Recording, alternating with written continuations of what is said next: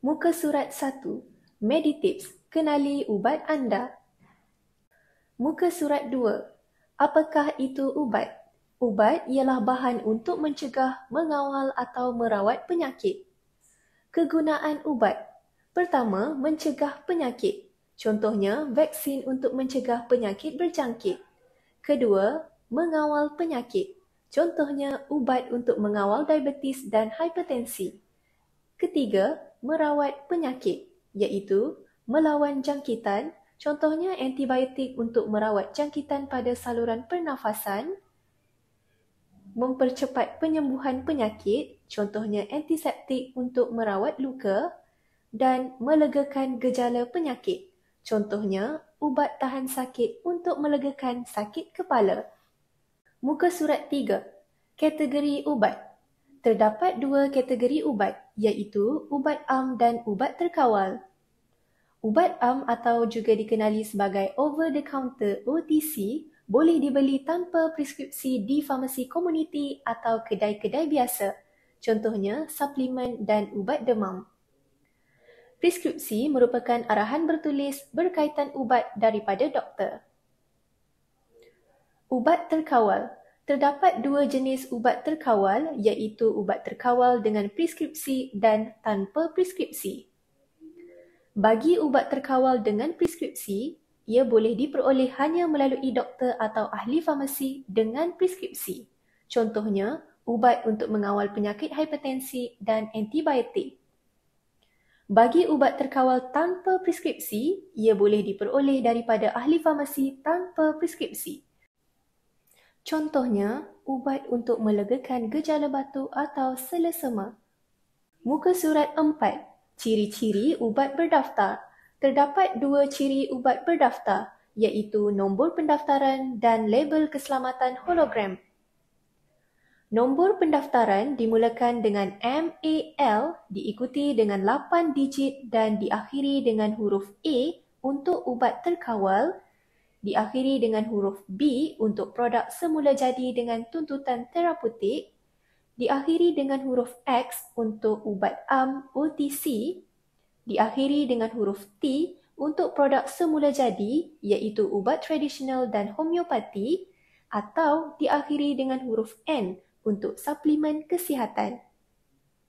Ciri kedua iaitu label keselamatan hologram. Semua ubat perlu mempunyai label keselamatan hologram Pharmatech yang tulen. Muka surat 5. Semakkan status pendaftaran.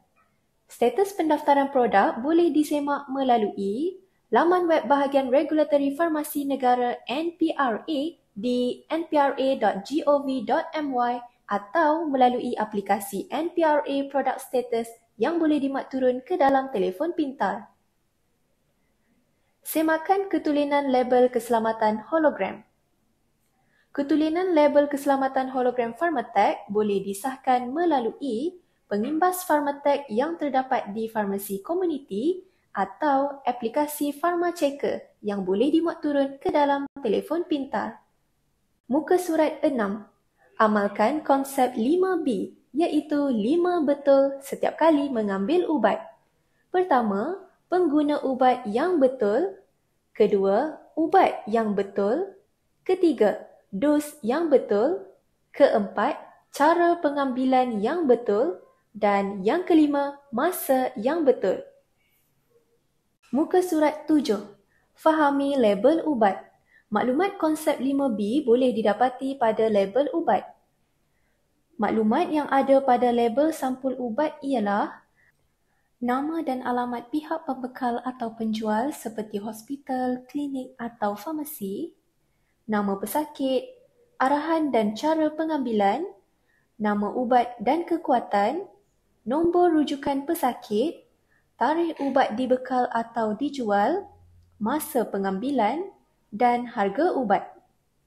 Label ubat terkawal atau control medicine ada pada sampul ubat terkawal.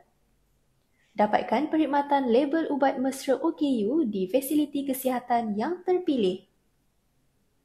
Label pembungkusan ubat pula mempunyai maklumat seperti berikut. Nama jenama, dos, kegunaan ubat, cara penyimpanan, nama ubat dan kekuatan, nombor kelompok, tarikh dikilang, tarikh luput, nombor pendaftaran dan label keselamatan hologram. Label ubat terkawal atau control medicine ada pada pembungkusan ubat terkawal. Maklumat lanjut berkaitan dos ubat boleh didapati daripada risalah maklumat ubat. Muka surat 8. Masa pengambilan ubat yang betul. Ambil ubat mengikut kekerapan yang diarahkan seperti yang tertera pada label ubat. Bagi dos sekali sehari, ambil setiap 24 jam. Contohnya pada 8 pagi. Bagi dos 2 kali sehari, ambil setiap 12 jam. Contohnya pada 8 pagi dan 8 malam. Bagi dos 3 kali sehari, ambil setiap 8 jam. Contohnya pada 6 pagi, 2 petang dan 10 malam. Bagi dos 4 kali sehari, ambil setiap 6 jam. Contohnya pada 6 pagi, 12 tengah hari, 6 petang dan 12 tengah malam. Contoh masa yang dinyatakan adalah sebagai panduan am sahaja. Untuk maklumat lanjut, dapatkan nasihat doktor dan ahli farmasi. Muka surat 9. Arahan pengambilan ubat. Sekiranya diarahkan ambil ubat sebelum makan, ubat perlu diambil 30 minit hingga 1 jam sebelum makan. Sekiranya terlupa dan sudah mengambil makanan, ubat boleh diambil 2 jam selepas makan. Untuk ubat antidiabetes dan ubat tahan muntah, perlu diambil 30 minit sebelum makan. Sekiranya diarahkan ambil ubat bersama-sama makanan, ubat perlu diambil atau dikunyah bersama-sama makanan. Dan sekiranya diarahkan ambil ubat selepas makan, ubat perlu diambil sejurus selepas mengambil makanan. Muka surat 10. Panduan penggunaan ubat yang selamat. Pertama, semak tarikh luput, perubahan warna, bau, rasa dan keadaan fizikal ubat. Kedua, pastikan ubat yang diterima adalah betul. Jika nama, rupa, bentuk atau warna berbeza, dapatkan kepastian daripada ahli farmasi. Ketiga, bukan semua tablet boleh dipotong atau dihancurkan. Dapatkan maklumat daripada ahli farmasi. Yang keempat, jika terlupa, ambil ubat sebaik sahaja teringat. Abaikan dos yang tertinggal jika menghampiri masa pengambilan seterusnya. Jangan gandakan dos. Yang kelima, elak ambil ubat dalam keadaan gelap untuk mengurangkan risiko kesilapan. Muka surat 11. Sambungan panduan penggunaan ubat yang selamat. Yang keenam, elak ambil ubat jika tidak faham cara penggunaannya. Dapatkan nasihat daripada ahli farmasi dengan segera. Yang ketujuh, jangan ambil ubat bersama-sama minuman beralkohol. Yang ke-8, jangan kongsi ubat dengan orang lain walaupun mengalami gejala yang sama. Yang ke-9, rujuk doktor atau ahli farmasi serta-merta jika mengalami sebarang kesan sampingan atau alahan ubat. Dan yang ke-10, bincang dengan doktor dan ahli farmasi sebelum memulakan atau berhenti mengambil ubat, produk kesihatan atau produk tradisional. Muka surat 12. Kebergantungan ubat, interaksi ubat dan alahan ubat. Kebergantungan ubat. Penggunaan ubat tertentu secara berpanjangan mungkin boleh menyebabkan kebergantungan, iaitu dependence, sebagai contoh ubat tahan sakit. Ketahui dos dan tempoh rawatan untuk mengelakkan kebergantungan. Tanya doktor atau ahli farmasi. Interaksi ubat. Interaksi ubat boleh berlaku antara ubat dengan ubat dengan makanan dan ubat dengan penyakit. Beritahu doktor atau ahli farmasi sekiranya sedang mengambil sebarang ubat, produk kesihatan atau produk tradisional. Patuhi arahan penggunaan ubat. Alahan ubat. Alahan ubat adalah kesan yang tidak diingini berpunca daripada tindak balas terhadap ubat yang diambil. Alahan ubat tidak berlaku kepada semua pesakit. Contoh kesan alahan biasa ialah ruam, gatal-gatal pada kulit, bengkak pada muka, lidah dan bibir. Contoh alahan serius ialah sukar bernafas. Kad alahan ubat akan diberikan sekiranya alahan telah disahkan oleh doktor di fasiliti kesihatan kerajaan. Sentiasa bawa kad alahan ubat, tunjukkan kepada anggota kesihatan setiap kali mendapatkan rawatan atau bekalan ubat. Muka surat 13. Kesan sampingan ubat. Kesan sampingan ialah kesan ubat yang tidak diingini selepas mengambil sesuatu ubat pada dos yang biasa. Ketahui kesan sampingan yang mungkin dialami sebelum mengambil sebarang ubat dengan membaca label atau rujuk doktor atau ahli farmasi. Keseriusan kesan sampingan bergantung kepada jenis ubat dan individu yang mengambilnya. Sesetengah kesan sampingan adalah ringan dan sekiranya serius mungkin memerlukan penggantian ubat. Beritahu doktor atau ahli farmasi kesan sampingan yang dialami. Laporkan kesan sampingan yang dialami menggunakan borang Consumer Side Effect Reporting Form (CONSERF) yang boleh didapati melalui laman web Bahagian Regulatory Farmasi Negara di npra.gov.my. Maklumat yang dikongsikan dapat membantu Kementerian Kesihatan Malaysia dalam memantau kesan sampingan ubat-ubatan di Malaysia. Muka surat 14. Panduan penyimpanan ubat yang selamat. Ubat perlu disimpan dengan cara yang betul. Ikut arahan penyimpanan ubat seperti yang tertera pada sisip bungkusan ubat. Simpan ubat dalam bekas asal atau sampul ubat berserta label yang lengkap. Simpan ubat mengikut suhu yang dinyatakan. Sekiranya dinyatakan suhu 2 hingga 8 darjah Celsius, simpan ubat di ruang tengah peti sejuk. Sekiranya dinyatakan suhu 30 darjah Celsius dan ke bawah, simpan ubat pada suhu bilik. Jangan simpan ubat di dalam peti sejuk kecuali diarah berbuat demikian. Asingkan ubat makan daripada ubat kegunaan luar. Jangan simpan ubat yang luput, rosak atau tidak berlabel. Jauhkan ubat-ubatan daripada yang pertama, cahaya matahari, contohnya di tepi tingkap.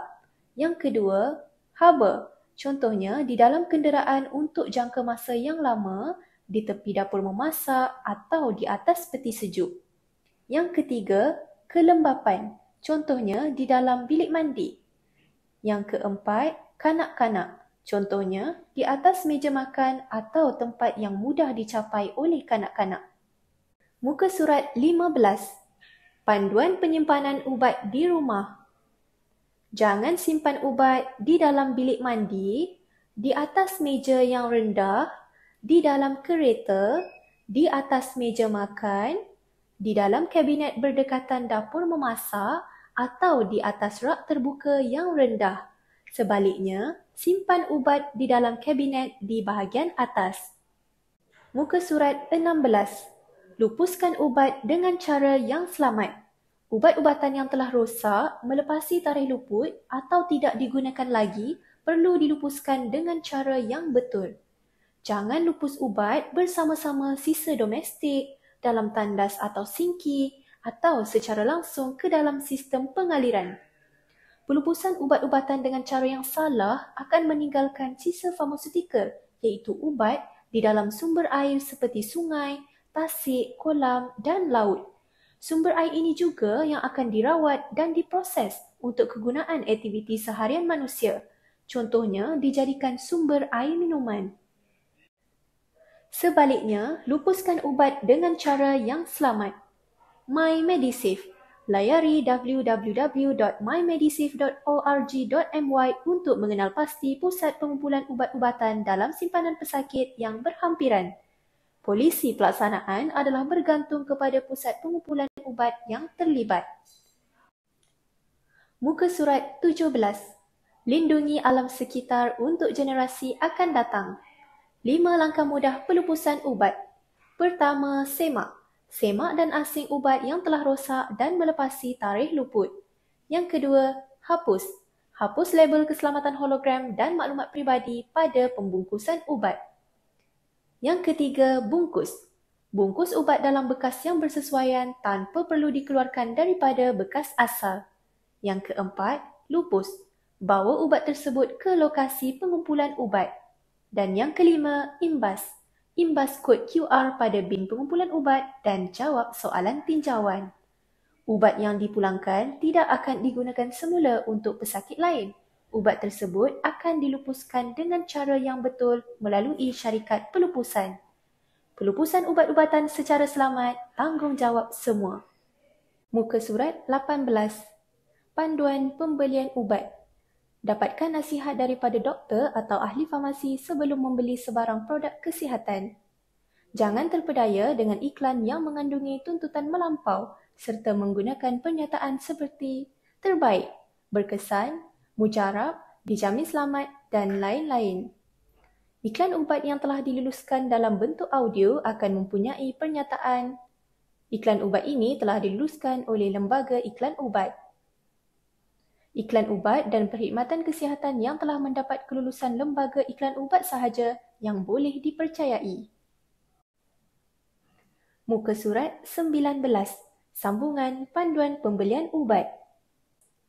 Iklan ubat dan perkhidmatan kesihatan di semua medium periklanan yang telah diluluskan akan memaparkan nombor siri kelulusan KKLIU. Jangan beli ubat daripada penjual yang diragui. Contohnya, penjual di kaki lima atau pasar malam, penjual di media sosial atau dari luar negara. Jangan mudah terpedaya dengan janji manis penjual, testimoni pengguna atau tuntutan perubatan yang tidak munasabah.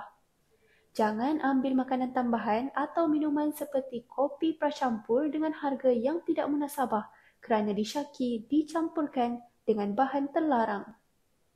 Jangan beli ubat terkawal secara dalam talian. Kenal pasti premis fizikal penjual yang membuat penjualan dalam talian. Semak status pendaftaran dan label keselamatan hologram untuk memastikan ubat adalah tulen dan berdaftar dengan Kementerian Kesihatan Malaysia. Jangan beli atau guna ubat-ubatan yang tidak berdaftar dengan Kementerian Kesihatan Malaysia. Muka surat 20. Apakah itu kosmetik? Produk dikategorikan sebagai kosmetik sekiranya produk tersebut digunakan pada bahagian luaran tubuh badan atau gigi dan membran mukus mulut untuk membersih, mewangi, mengubah rupa iaitu mengubah penampilan diri, memperbaiki bau badan, melindungi atau mengekalkan dalam keadaan baik. 6 ciri-ciri produk kosmetik yang selamat. Yang pertama, mempunyai formulasi yang bersesuaian dengan fungsi kosmetik. Contohnya dalam bentuk krim dan bukannya berbentuk suntikan. Yang kedua, mempunyai nombor notifikasi walaupun tidak dipaparkan pada bungkusan. Nombor notifikasi bermula dengan NOT diikuti 9 digit dan diakhiri dengan huruf K. Semak status notifikasi produk kosmetik sebelum membuat pembelian di laman web bahagian Regulatory Farmasi Negara di npra.gov.my. Yang ketiga, mempunyai bahan yang dibenarkan sahaja. Contohnya, tidak mengandungi bahan terlarang seperti hidroquinon atau merkuri. Yang keempat, hanya digunakan untuk tujuan kosmetik. Contohnya, untuk mewangi, membersih atau mencantikkan kulit dan bukannya merawat atau mencegah penyakit. Yang kelima, hanya boleh digunakan untuk kegunaan luar tubuh, gigi atau membran mukus mulut. Contohnya untuk disapu pada kulit dan bukannya dititis ke dalam mata. Dan yang keenam, kesan penggunaan produk tidak kekal dan perlu digunakan secara berterusan. Contohnya, membantu mencerahkan kulit dan bukannya mengubah warna kulit. Muka surat 21. Perubatan estetik. Perubatan estetik adalah satu bidang amalan perubatan yang melibatkan pelbagai prosedur invasif, invasif minimal dan tidak invasif. Prosedur invasif dan invasif minimal. Prosedur ini melibatkan lapisan dalam kulit, sama ada melalui hirisan, suntikan, tembakan laser, sebarang perbuatan menembusi kulit walaupun tiada luka luaran atau memasukkan sesuatu ke dalam badan. Contohnya, suntikan seperti botox atau filler, dermapen, laser thread lift, liposuction, double eyelids, platelet-rich plasma PRP injection dan pembedahan lain. Prosedur tidak invasif. Prosedur tidak invasif adalah prosedur luaran sahaja tanpa sebarang suntikan, menghiris, menebuk, menembusi kulit atau memasukkan sesuatu ke dalam badan. Contohnya, superficial chemical peel, intense pulse light IPL therapy, microdermabrasion, cucian muka dan urutan muka. Berhati-hati dengan sebarang iklan yang mempromosikan perkhidmatan kecantikan. Pastikan 3P sebelum mendapatkan rawatan estetik untuk mengelakkan kesan mudarat. 3P iaitu prosedur, pengamal perubatan dan premis. Prosedur, kenal pasti jenis prosedur sama ada invasif atau tidak. Hanya doktor yang berkelayakan dibenarkan untuk menjalankan prosedur invasif. Pengamal perubatan iaitu doktor. Pastikan doktor berdaftar dengan Majlis Perubatan Malaysia MPM dan mempunyai Letter of Credentialing and Privileging LCP daripada Kementerian Kesihatan Malaysia. Premis. Pastikan prosedur invasif dijalankan di premis kesihatan yang berdaftar, iaitu klinik dan hospital. Muka surat 22. Antibiotik. Antibiotik adalah ubat yang digunakan untuk merawat jangkitan bakteria sahaja.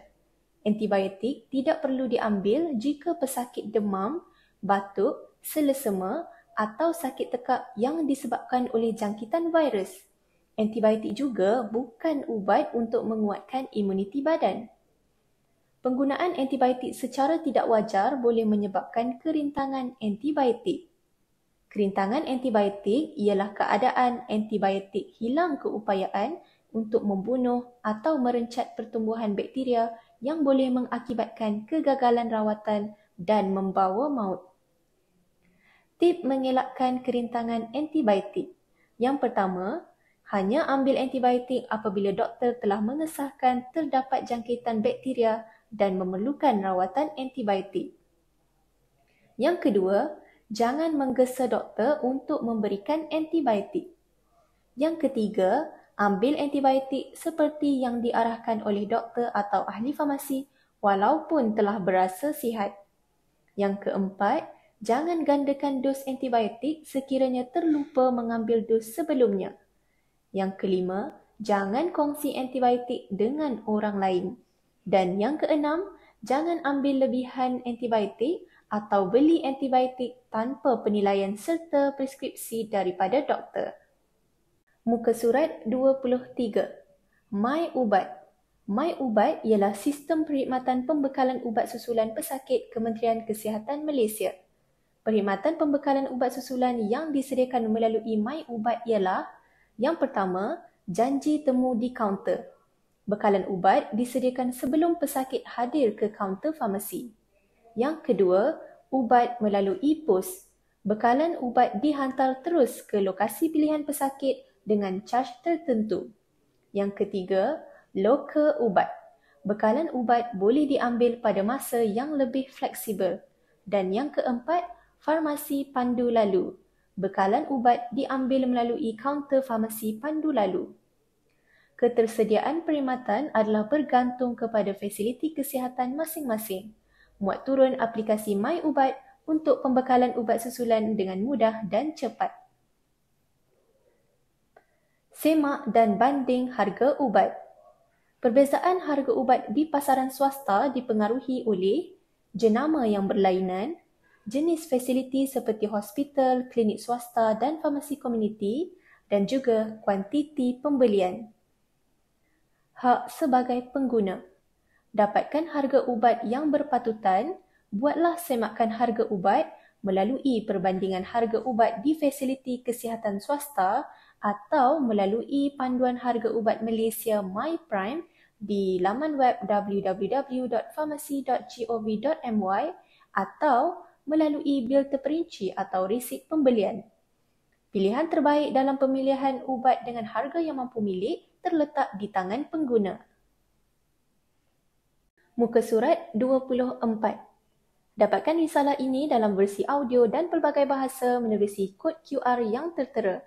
Hubungi Pusat Panggilan Farmasi Kebangsaan di talian 1800 886722 untuk maklumat ubat-ubatan. Kenali ubat anda, Program Perkhidmatan Farmasi Kementerian Kesihatan Malaysia, edisi 2025. Layari www.knowyourmedicine.gov.my. Ikuti kami di Facebook Program Perkhidmatan Farmasi, Facebook, Instagram dan TikTok Kenali Ubat Anda untuk hebahan dan informasi terkini. Terima kasih.